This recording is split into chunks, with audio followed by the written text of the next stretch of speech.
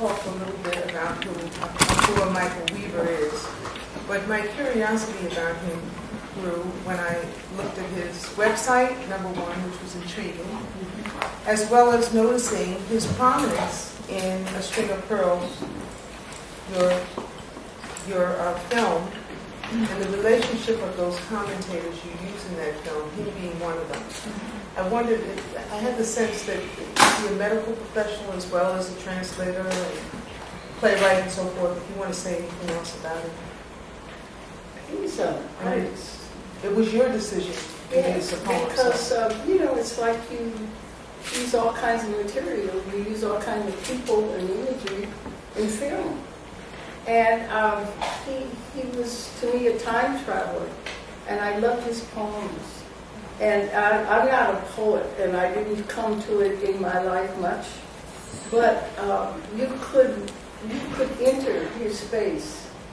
And I always love that. Like in Jim's poems, I could always enter. They made their work accessible. They didn't hide it from you or obscure it so you wouldn't know.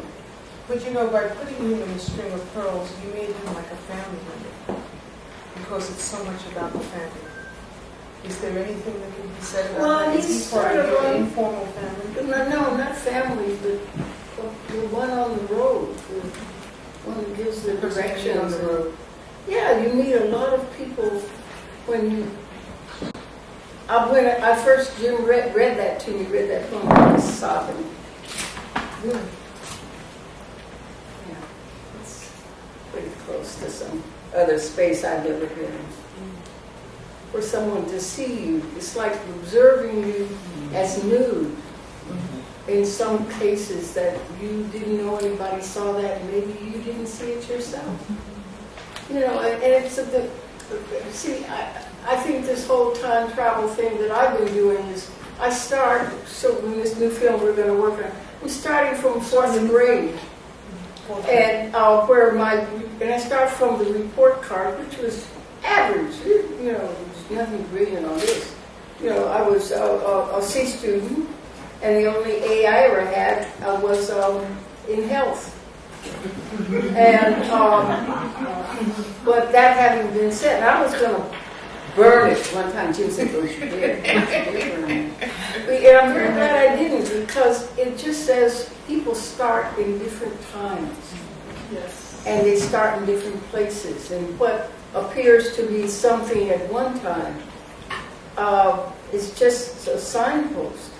But it says that you arrived here, that the C student met James Hatch, and together we started an archives, and we became filmmakers. And then, your life begins in different ways. I said, so don't give up.